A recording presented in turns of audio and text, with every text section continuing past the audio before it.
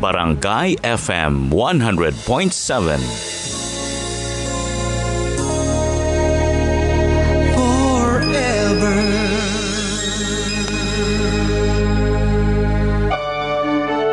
Barangay Love Stories. Barangay Love Stories. Sa mga oras na tayo ay pinanghihinaan ng loob dahil sa dami ng mga problemang dumarating sa ating buhay, humihina rin daw ang ating pananalig sa nasa itaas. At kapag nangyari yun, maraming masasamang elemento ang pwedeng magsamantala sa pagiging mahina natin. Ikaw ka barangay, minsan ka na rin bang nawalan ng pananampalataya at pananalig sa puong may kapal? Dear Mama Mia, sa mundong ito ay madalas na nasasamantala ng masasamang tao ang kahinaan ng kapwa niya. Ganon din ang masasamang nilalang na madalas ding naghihintay lamang ng pagkakataon para masamantala ang kahinaan ng pananalig natin sa nasa itaas. Dahil sa oras na humihina ang ating paniniwala at pananampalataya sa kabutihan, yun naman ang pagkakataon na lumalakas ang kapangyarihan ng kasamaan. Magandang araw Mama Mia at sa lahat ng mga kabarangay natin. Nakagaya ko ay paborito ang programa niyong Barangay Love Stories. Kahit hindi naabot sa radyo namin itong istasyon niyo ay palagi naman akong nakaabang sa inyong pa-live sa Facebook. Nakakaaliw kasi kayong pakinggan pati na ang sulat na inyong binabasa. Nakakainis paminsan-minsan ang mga kwento, pero madalas ay nakakakilig at nakakaiyak. At ang pinakagusto kong parte sa lahat ay yung mga aral na palaging naiiwan ng inyong mga letter senders. Hindi madrama itong sulat ko sa totoo lang, pero sigurado ako na malaking aral din ang pwede nitong maiwan sa mga kabarangay natin na nakikinig ngayon. Itago nyo lang pala ako sa pangalang Reynald, 32 years old, taga Cebu, pero dito na nagtatrabaho bilang isang guro. Medyo kakaiba nga pala itong kwento na ibabahagi ko sa inyo. At para maprotektahan ang pribado kong buhay, pati na rin ang mga taong kasama dito sa sulat ko, ay may ilang impormasyon ako na sadyang binago. 6 kaming magkakapatid at ako ang panganay Mama Mia. Ang nanay ko ay mananahi ng school uniform at ang tatay ko naman ay isang karpentero. Dahil maliit lang ang kinikita nila sa trabaho, halos ako na rin ang gumagastos para sa bahay namin. Bills na kailangang bayaran, pang-grocery ng mga pagkain, baon ng mga kapatid kong nag-aaral pa, at kung ano-ano pang mga gastusin sa bahay. Mabuti na lang ay 2 kapatid ko na ang nasa kolehiyo ay may scholarship. Pero malaki pa rin talaga ang mga gastusin namin noon. Kaya nga rumaraket rin ako ng pag-tutor sa ibang estudyante para lang madagdagan ang kinikita kong pera. Sa totoo lang, Mama Mia, ay nakakapagod talaga ang maging panganay at breadwinner. Nakaka-stress at minsan nakaka-depress na rin. Pero sabi nga nila, kung mahal mo ang pamilya mo, lahat kakayanin mo para sa kanila. Kaya naman Mama Mia, ginagawa ko talaga ang lahat at pinagbubuti ko na lang ang trabaho ko bilang isang guro.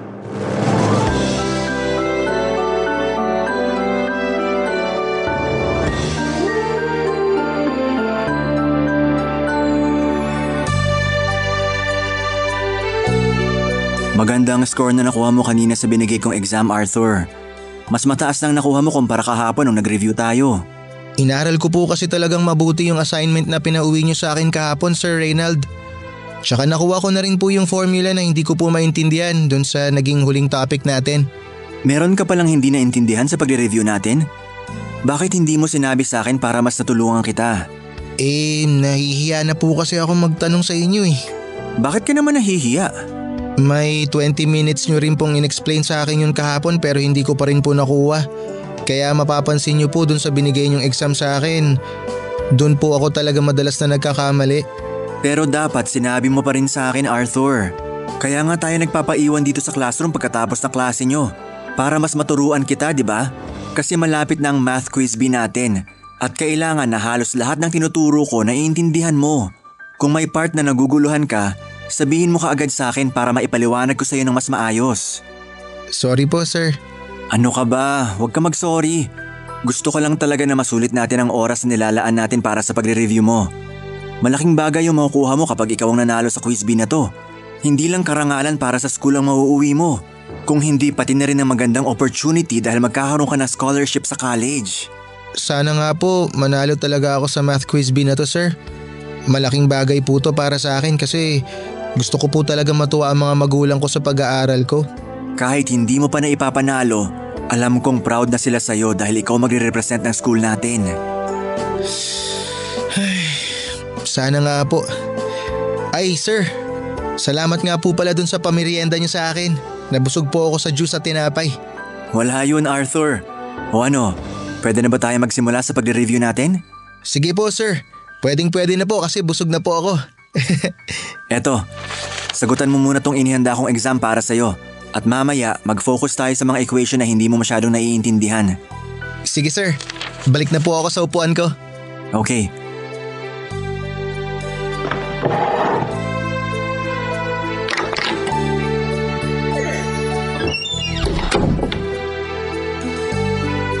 Ano ba yan, Arthur? Ang tagal mo namang sagutan yan. Ang dali-dali lang yan eh. Kian, hindi ba sinabi ko sa'yo na kung gusto mong hintayin si Arthur makauwi, doon ka na lang sa labas maghintay. Nakakaabala ka sa pagre-review niya eh. Ano po yun, sir? Sino pong kinakausap niyo sa likod ko, sir? Hindi ba pumasok si Kian? Sandali nga, isusuot ko lang muna ang salamin ko. Wala po siya dito, Sir Reynald. Tayong dalawa lang po ang tao dito ngayon sa classroom, sir. Ah, oo nga no. Wala nga siya. Sorry. Akala ko kasi narinig ko ang boses niya at nakita ko siya dyan sa likuran mo. Sige. Magpatuloy ka na sa ginagawa mo, Arthur. Mag-check na rin ako ng mga test paper dito habang ginagawa mo yan.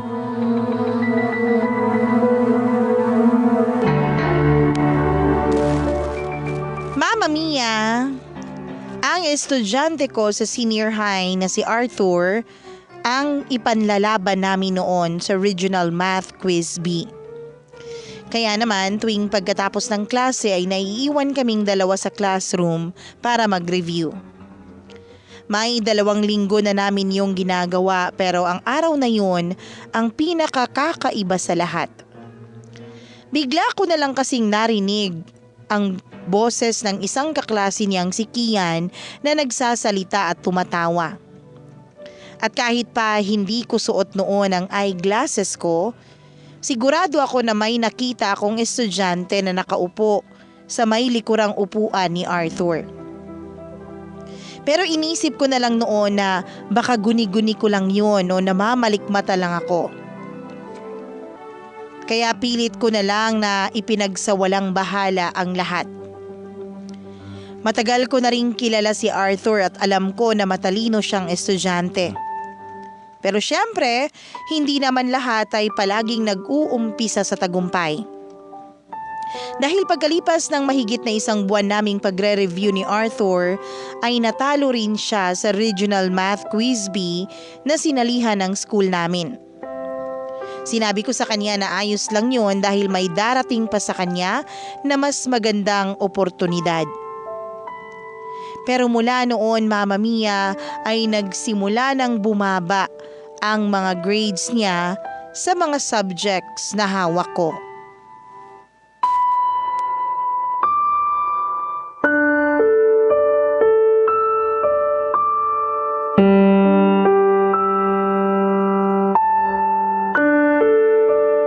Siguro naman alam mo na kung bakit pinaiwan kita dito sa classroom kahit na hindi natin kailangan mag-review, Arthur. Tungkol po ba to sa pagbaba ng grades ko, sir? Oo. Hindi lang kasi to sa mga subject na hawak ko. Pati ang ibang teacher kinausap na ako dahil bumaba rin daw ang grades mo sa kanila. Pasensya na po kayo, Sir Reynald. Hanggang ngayon ba iniisip mo pa rin ang pagkatalo mo sa Regional Math Quiz B na sinalihan natin? Opo. Sinabi ko naman sa'yo na wag mo na masyadong damdamin yon kasi makakabawi rin naman tayo kaagad at may ibang opportunity pa na darating sa atin. Kung nanghihinayang ka sa scholarship na dapat makukuha mo, pwede naman kitang tulungan na mag-apply ng scholarship sa ibang university. Ang totoo po, sir. Nanghihinayang lang po ako kasi akala ko po mapapasaya ko yung mga magulang ko kapag nanalo ako sa quiz bee na yun eh. Pero diba sinabi ko rin na kahit hindi mo pa na ipapanalo, alam ko na proud na sila sa'yo kasi ikaw ang ipinanlaban ng school natin. Sana nga po, totoo ang mga sinasabi niyo, sir. Pero hindi ko naman po maramdaman yun kapag nasa bahay ako. Kasi palagi na lang po nagsisigawan sina mama at papa eh. Ni hindi nga man lang po sila natuwa nung malaman nila na ako po ang ipanlalaban ng school natin. Tapos nung matalo po ako, pareho pa po nilang sinabi sa akin na hindi ko naman daw po ginalingan kaya po ako natalo. Alam mo namang hindi totoo yun, di ba? Dahil nakita ko na binigay mo ang best mo para manalo ka. Nagkataon lang talaga na hindi pa oras para ikaw ang manalo sa quiz bee na yon. Pero naniniwala ako na makikita rin nila kung gaano kakagaling at katalinong estudyante. Sir Reynald, pwede po bang magtanong? Sige lang, ano ba yon? Totoo po bang may Diyos? Oo naman, syempre. Sa demonyo po, sir. Naniniwala po ba kayo na totoo sila? Ha? Naniniwala po ba kayo na meron po talagang demonyo dito sa mundo natin? Alam mo, Arthur, palaging nagwawagi ang mabuti sa kasamaan. Kung totoo mang may demonyo, palagi ka lang magdasal para mawala na kaagad yun sa isipan mo. Paano po, sir, kung wala naman sila sa isipan ko? Pero palagi po silang nasa tabi ko. Anong ibig mong sabihin? Alam mo, sa totoo lang, Arthur, naguguluhan na rin ako sa mga sinasabi mo. Ay, wala po, sir. Pwede na po ba akong umuwi? May iba pa po ba kayong sasabihin sa akin? Wala na. Sige, pwede mo nang ayusin ang gamit mo at makakauwi ka na. Salamat po, Sir Reynald.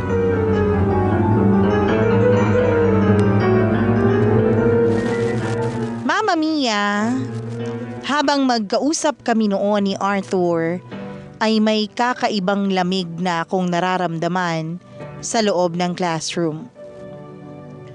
May 4 na taon na akong nagtuturo doon pero noon lang ako nakaramdam ng kakaibang lamig sa lugar na yon. Hindi ko alam kung dahil lang ba yun sa mga kakaibang sinasabi at tinatanong ng estudyante ko. Pero ramdam ko na may mali talaga sa nangyayari. Nang linggo na yun, Mama Mia, ay nalaman ko sa ibang mga co-teachers ko na naghiwalay na ang mga magulang ni Arthur at umalis na ang papa niya sa bahay nila. Naisip ko na ang madalas na pag-aaway ng mga magulang niya marahil ang naging dahilan kung bakit naging malungkutin ang aking estudyante. Hindi naman kasi ganoon ang pagkakakilala ko sa kanya noon.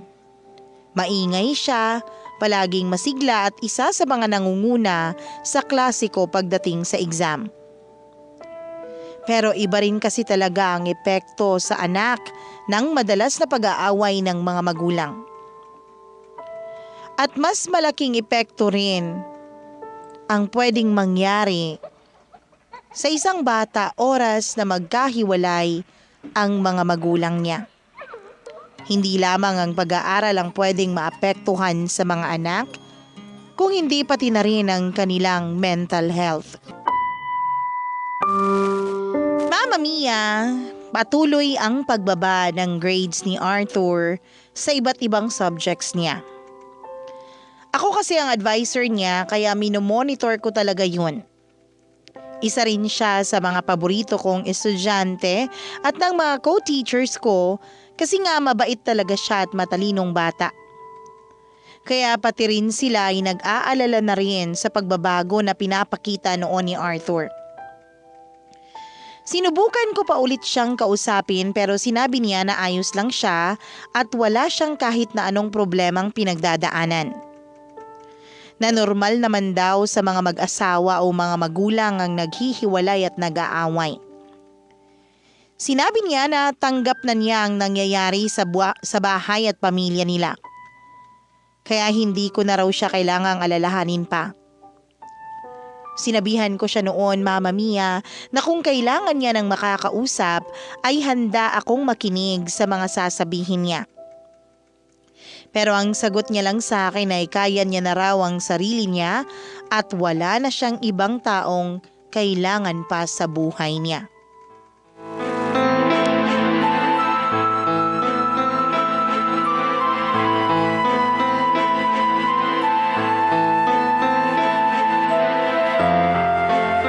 Ano sabi mo? Uy Arthur, nagbibiro lang naman ako. Ulitin mo yung sinabi mo. Nagbibiro nga lang ako, sorry na. Huwag ka nang magalit sa akin. Bakit ayaw mong ulitin yung sinabi mo kanina? Arthur naman, nagsorry na ako. Huwag na nating palakihin to kasi ayoko naman talaga na… Aray, Arthur! Bakit mo ako sinuntok? Kasi napakayabang mo. Gusto mo sapakin ko ulit yung mukha mo? Ha? Arthur, Kian! Ano bang nangyayari dito? Rinig na rinig sa labas itong banyo masigawan yung dalawa. Etong si Kian, napakayabang eh. Sir, hindi po totoo yun. Nagbibiruan lang po kami ni Arthur tapos bigla na lang siyang nagwala ng ganyan. Huwag ka nga mag-imbento ng kwento dyan. Napakasinungaling mo, Kian. Gusto mo saksakin kita? Ha? Ano? Gusto mo? Arthur, ano ba? Nandito na ako sa harap nyo pero hindi ka pa rin tumitigil sa pagsigaw mo dyan. Ang hirap kasi sa inyo, hindi nyo ako pinakikinggan. Hindi nyo ako pinaniniwalaan. Wala kayong iniintindi sa mga sinasabi ko. Alam nyo, bahala kayo. Magsama-sama kayo. Mga wala naman kayong kwentang kausap. Arthur, hindi pa tayo tapos mag-usap. Arthur! Ano ba talaga nangyari, Kian? Sir, nagbibiruan lang naman po talaga kami kanina. Nagtatawanan pa nga po kaming dalawa eh. Tapos biniro ko siya na mas okay sa kanya yung ganun. Na tumatawa siya kaysa yung nakasimangot siya at malungkot. Tapos ayun, bigla na lang po nagbago ang mood niya. Bigla na lang po niya akong kinuwelyuhan at sinigaw-sigawan. Eto nga po oh, nasuntok pa niya ako sa pisngi. Yun lang ba talaga nangyari? Wala nang iba? Opo sir, nagbibiro lang naman po talaga ako. At sa tingin ko po wala naman ako nasabing mali. Alam ko naman pong hindi pikunin niyang si Arthur. Kaya nagulat talaga ako kasi bigla na lang siyang parang nagwala. Pagpasensyahan mo na lang siguro siya. Alam mo naman na nangyayari sa bahay nila ngayon kaya siguro nagkakaganyan siya. Pero sir, wala po ba kayong napapansin na kakaiba sa kanya? Anong ibig mong sabihin? Sir Reynald, sa totoo lang po minsan, parang hindi na si Arthur ang kasama ko. Para bang ibang tao na siya. Hindi ko naiintindihan yung sinasabi mo, Kian. Linawin mo nga. Sir, naniniwala po ba kayo sa sapi?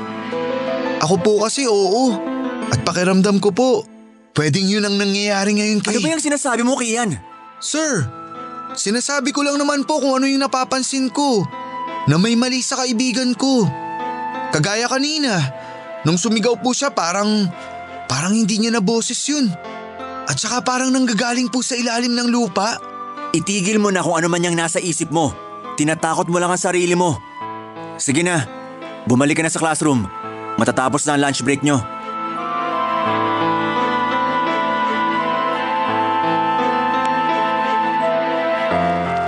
Hindi ko alam kung bakit Mama Mia pero muli kong naramdaman noon ang kakaibang lamig na nararamdaman ko kapag kaming dalawa lang ni Arthur ang nasa classroom. May mga bulong din akong naririnig pero hindi ko maintindihan ang mga salita. Kung Tagalog ba yun o Bisaya ay hindi rin ako sigurado. Nang makabalik kami sa classroom ay tahimik na ulit si Arthur. Hindi na rin siya kinibo pa ni Kian para hindi na lumaki pa ang gulo. Hindi ko na rin pinarating yun sa guidance office ng school namin. Kasabay ng pagbaba ng grades ni Arthur ay ang lalong pagbabago ng kinikilos niya Mama Mia. Madalas na nakatulala siya sa labas ng bintana na para bang may tinitignan siya doon. Kahit wala namang anong bagay o sino mang tao ang nasa labas ng mga oras na yon. At kagaya nga ng sinabi ng best friend niyang si Kian, minsan din talaga Mama Mia ay nararamdaman ko na parang ibang tao na si Arthur. Iba na siya magsalita at makipag-usap sa akin. Iba na rin siya kung tumingin. Minsan din kapag nagkaklase kami ay nakikita ko siya na bigla na lang bumubulong, ngumingisi o kumukunot ang kanyang noo. Hindi ko maintindihan Mama Mia, pero alam kong may mali na kay Arthur.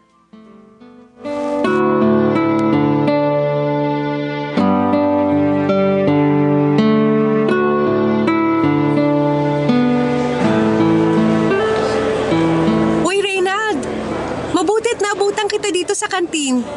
Pasabay akong kumain ha. Sige lang, kakasimula ko pa lang din naman. Thank you.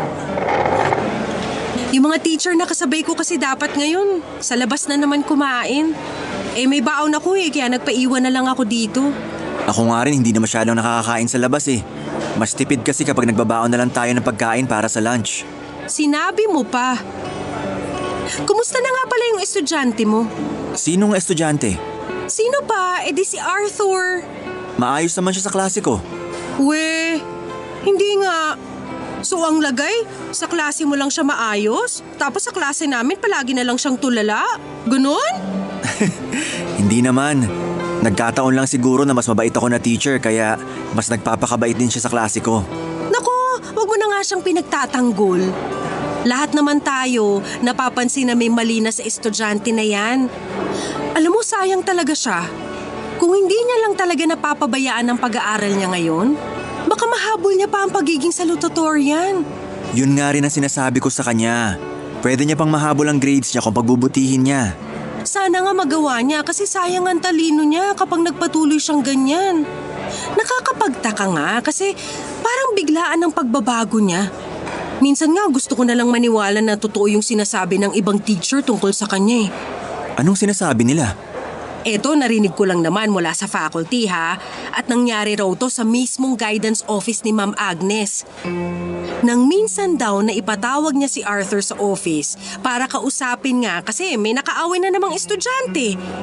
Nakita niya raw sa salamin na malapit kay Arthur na yung refleksyon daw nito bigla na lang dumiretso ng matalim na tingin sa kanya. Nang tignan niya raw si Arthur na nasa harapan niya at muling ibalik ang tingin sa salamin, normal na raw ang refleksyon ng estudyante mo. Baka naman na malikmata lang si Mama Agnes kasi nga matanda na siya, di ba? Pwedeng oo. Pero alam mo ang sabi sa faculty, medyo may ibig sabihin daw yung nakita ni Ma'am Agnes. Ano naman ang ibig sabihin nun? Kapag daw nagkaroon ng sariling buhay o pagkilos ang refleksyon mo sa salamin, ibig sabihin daw may nakadikit sa'yo na demonyo na gustong kunin ang kaluluwa at katawan mo. At ang pabago-bago ng kinikilos at ugali ni Arthur, sinyalis daw yun na may gumugulong demonyo sa kanya. Kung totoo man yan, bakit si Arthur pa? Siguro kasi raw, problemado siyang bata ngayon. Ang tao raw kasi kapag may mga mabibigat na pagsubok o problemang pinagdadaanan, humihina rin daw ang pananalig sa Diyos. At doon naman mas lumalakas ang kapangyarihan ng demonyo. Ay, ano ba yan? Kinikilabutan naman ako sa mga sinasabi ko. Kung bakit kasi nakinig-kinig pa ako sa usapan sa faculty kanina eh. Hindi naman kasi ako naniniwala sa mga ganitong bagay pero ewan ko ba? Ikaw ba? Naniniwala ka ba sa mga sinasabi nila? Ha? Hindi. Baka nagkataon lang ang lahat kasi nga, di ba? May pinagdadaanan si Arthur ngayon tungkol sa pamilya niya. Baka yun lang talaga yun at wala nang iba pang dahilan.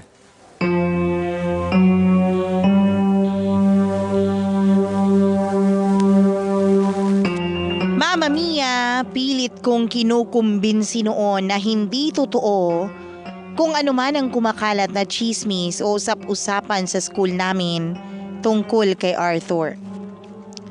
Normal naman kasi talaga sa isang kabataan ang magbago bigla ang ugali at mapabayaan ang kaniyang pag-aaral kapag nagkakaroon siya ng problema sa bahay. At yun talaga ang pilit kong kinukumbinsi sa sarili ko na tanging dahilan ng mga pagbabago ni Arthur. Kaya lang, nang dumating ang 2 linggong sem break sa school namin, ay nagsimula na akong hindi matahimik. Magkakasunod na gabi kasi akong binabangungot noon. Nasa isang lugar daw ako at walang makita dahil sa nakakabulag na kadiliman.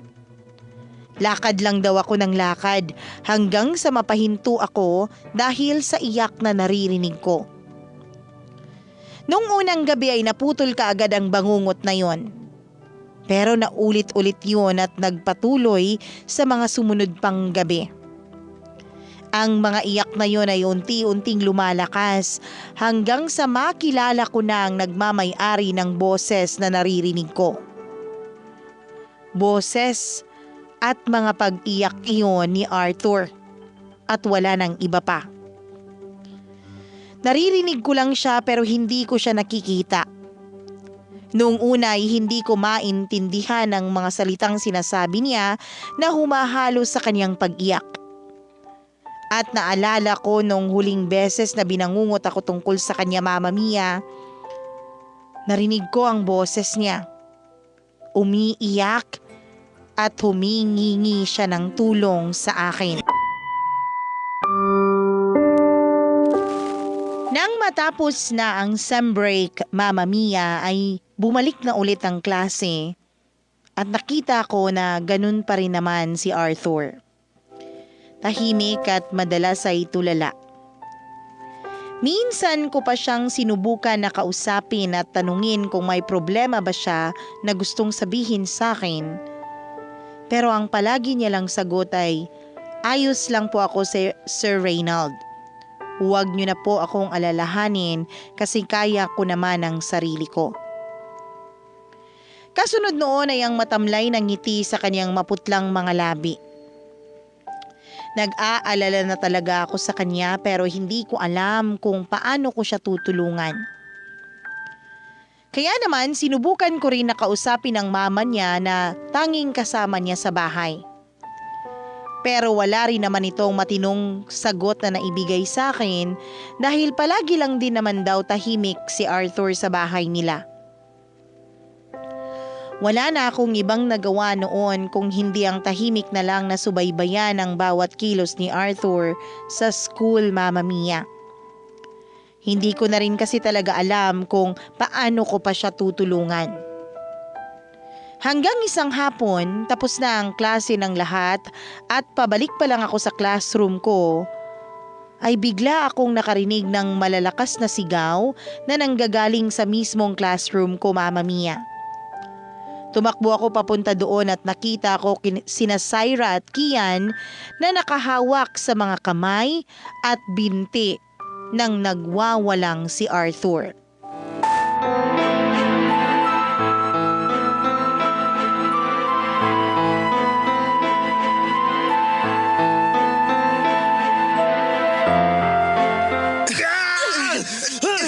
Bitawan niyo ako! Bitawan niyo ako, sabi! Binawag ka lang! Ano nangyayari dito? Itong estudyante mo! Bigla na lang nagwala dito sa classroom mo at pinag-aaway sa mga upuan! Tingnan mo, nabasag na niya halos lahat ng salamin sa mga bintana dito! Tsaka sir, sinasaktan niya po ang sarili niya! Sinusuntok niya po ang mukha niya at kinakagat ang sariling braso niya! Bitawan mo ako! Bitawan mo ang kamay ko! Papatayin kitang sumbongero ka! Wala ka nang ibang ginawa kundi sumipsep at magsumbong na lang! Bitawan mo ako! Dahil ako mismo ang babasag sa bungo mo! Bitawan mo ako! Hayop ka! Arthur! Hindi mo ba ako nakikilala? Ako to! Si Kian! Ang best friend mo! Basura ka lang sa buhay ko kaya umalis ka na dyan! Bitawan mo na ako! Kian, ako nang hawak sa mga kamay ni Arthur. Tumawag ka ng guard para madala natin siya agad sa klinik. Dalian mo! Sige po, sir! Eto po, bibitawan ko na ang mga kamay niya. Babalik po ako agad! Diyos ko! Totoo nga yata ang sinasabi nila na sinasabihan ng batang to! Ano ka ba naman, Syra? Huwag ka nga mag-isip ng ganyan ngayon. Tingnan mo nga ang nangyayari kay Arthur! Sa tingin mo ba hindi pa siya sinasapian ng demonyo o masamang espiritu ngayon? Alam mo, mabuti pa magdasal na lang tayo. Hail Mary! Hail Mary, full of grace, the Lord is with you. Ano? Natigilan ka? Akala mo hindi ko kayang magdasal? Baka nga mas madalas pa akong magdasal sa iyong lechik eh. Diyos ko, Reynald! Sinasabihan talaga siya ng demonyo! Bakit ka tumigil sa pagdarasal mo? Tara! Magdasal tayo!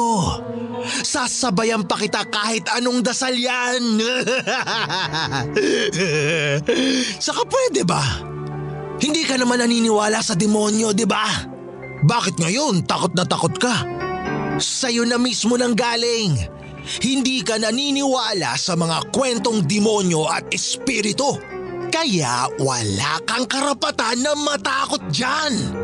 Ang kapal ng mukha mong babae ka. Arthur, tumigil ka na!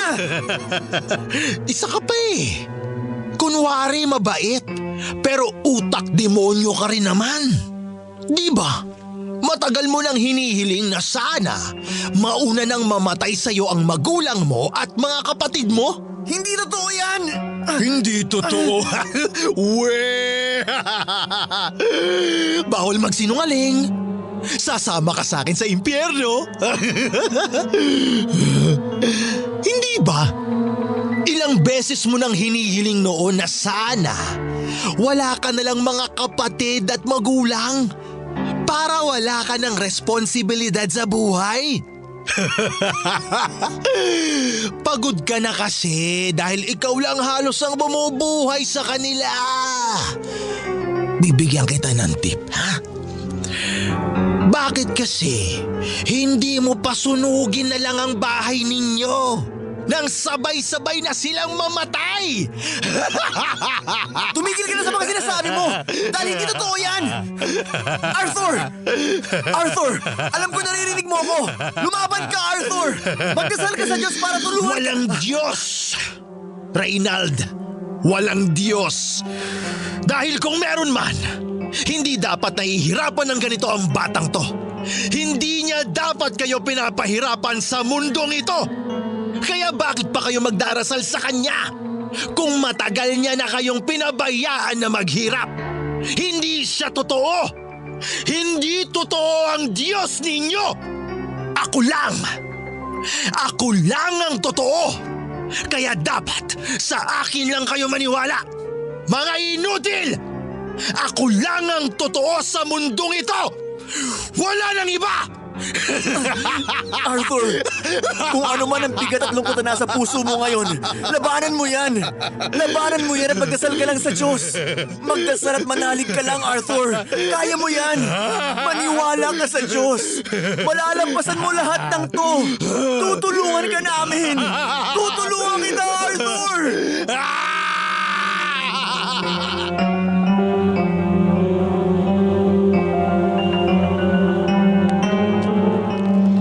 Mama Mia, ilang saglit pang nagsisigaw at nagwawala si Arthur. May ibang teachers na rin ang pumasok sa loob ng classroom at lahat sila ay sabay-sabay na nagdasal. Ang mas nakakakilabot pa na nangyari doon ay yung bigla na lang lumutang ang katawan niya ng halos isang dangkal mula sa sahig habang malakas siyang tumatawa at naglalaway. Kasunod ng pagbagsak niya ay ang pagkawala ng malay niya.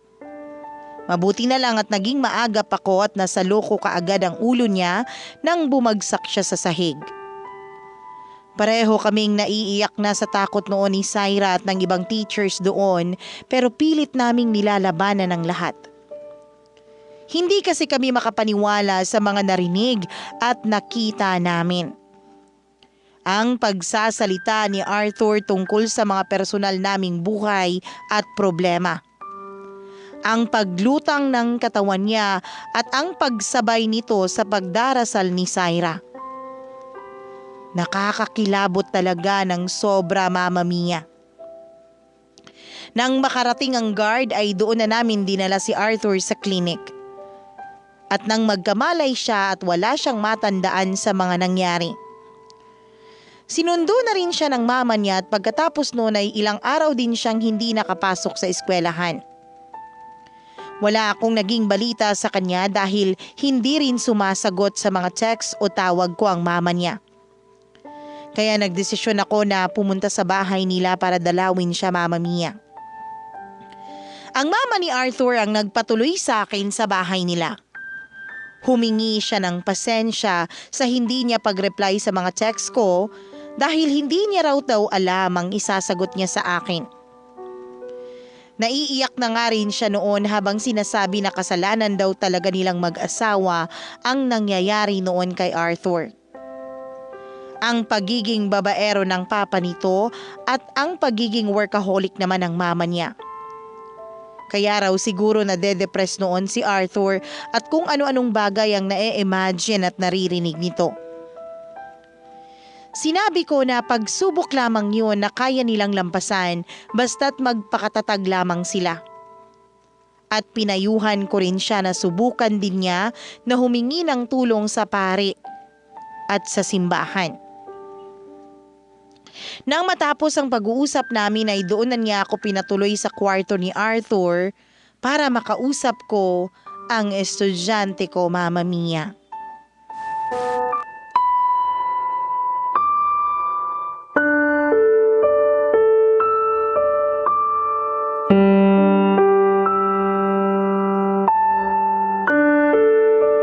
Kumusta ng pakiramdam mo ngayon, Arthur? Ganun pa rin po, Sir Reynald. Mabigat po na hindi ko maintindihan. Pero ang sabi po ni Mama, hindi naman na raw po ako nagwala kagaya ng ginawa ko sa school. Mabuti naman kung ganon. Sir, pasensya na po kayo dun sa nangyari nung nakaraan ha.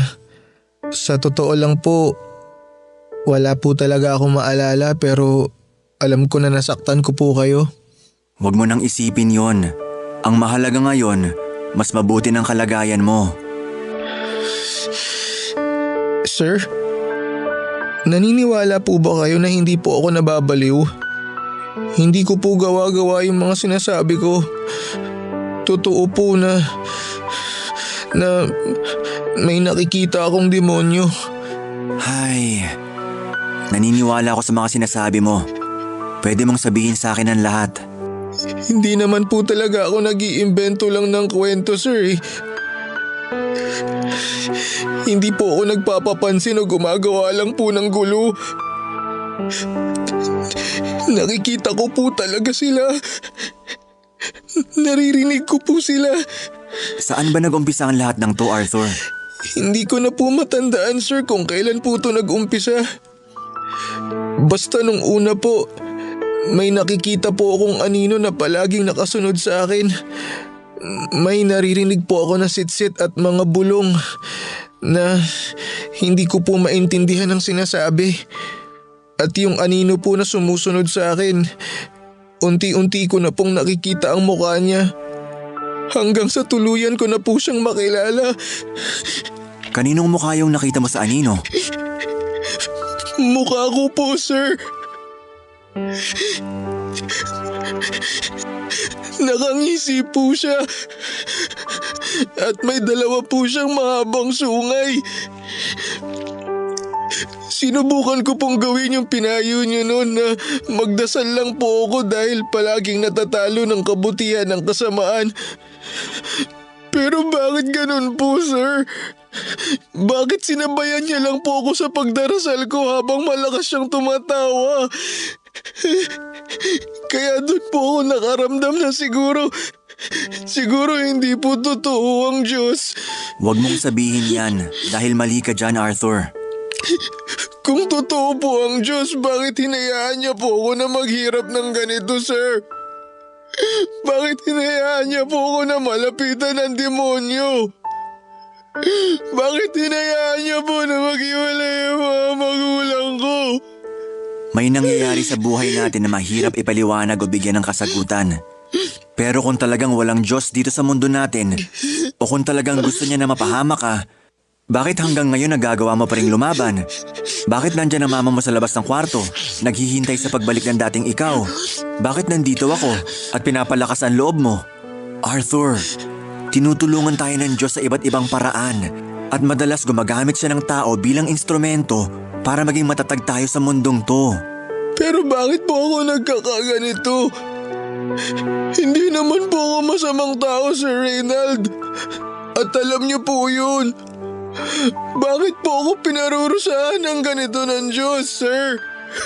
Ang lahat ng mabibigat na nangyayari habang nabubuhay tayo sa mundong to, hindi yun isang parusa para sa atin, kung hindi mga pagsubok lang. Pagsubok para patatagin tayo bilang tao at ang pananalig natin sa Diyos. Basta, ito ang tandaan mo. Sa oras na pakiramdam mo, humihina ang loob mo, naiiyak ka, at may mabigat dyan sa dibdib mo, magdasal ka lang.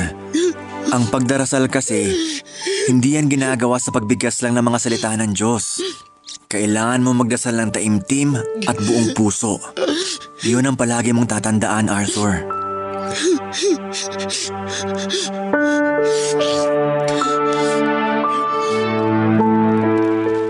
Mama Mia, sinabi sa akin ng mama ni Arthur na balak daw nilang mag-asawa noon na pabasbasan ng bata sa isang pari. Natuloy naman yon at mula noon ay hindi na nagwala pa si Arthur sa bahay nila. Hindi na rin nagkabalikan pa ang mga magulang ni Arthur, pero maayos na pinaliwanag ng mga ito ang paghihiwalay na kailangan nilang gawin. Doon na mas natanggap ni Arthur ang katotohanan na hindi na nga sila magiging isang buong pamilya pa ulit. Nang magkausap kami ni Syra ay inamin niya sa akin na totoo raw ang sinabi ni Arthur noong nagwawala ito sa school na sobrang bihira na siyang magdasal. Naalala na nga lang daw niya ang magdasal kapag may gusto siyang hilingin sa poong may kapal.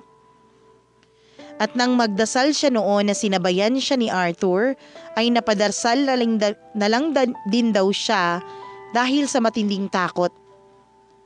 Kaya siguro hindi naging makapangyarihan ang dasal na ginawa niya. Medyo na-guilty din ako pagkatapos ng pag-uusap naming yun, Mama Mia. Dahil bumalik sa alaala ko ang mga sinabi rin sa akin ni Arthur tungkol sa pamilya ko. Mula nga kasi nang makatapos ako ng pag-aaral ay wala na akong ibang ginawa kundi ang magtrabaho para sa pamilya ko. Kaya naman minsan talaga naiisip ko noon na sana hindi na lang sila ang naging pamilya ko. Sana wala na lang sila sa buhay ko para wala na rin akong ganun kalaking responsibilidad sa buhay.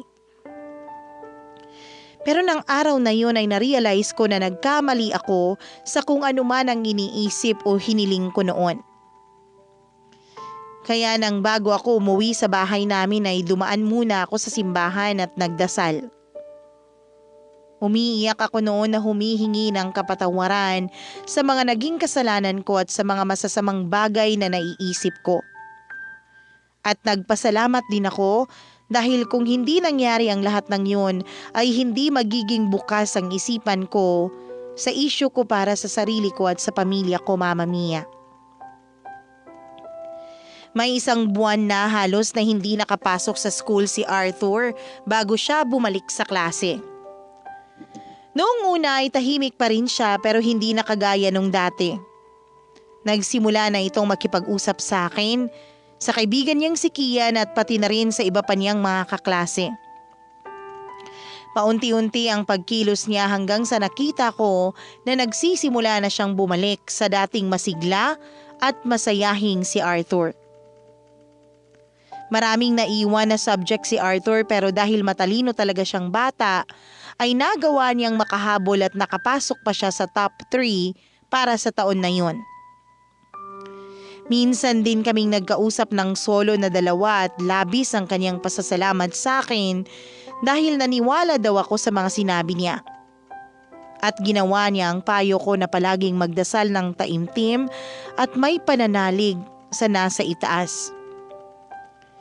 Pinaalala ko naman sa kanya na wala siyang ibang dapat pasalamatan kung hindi ang poong may kapal lamang.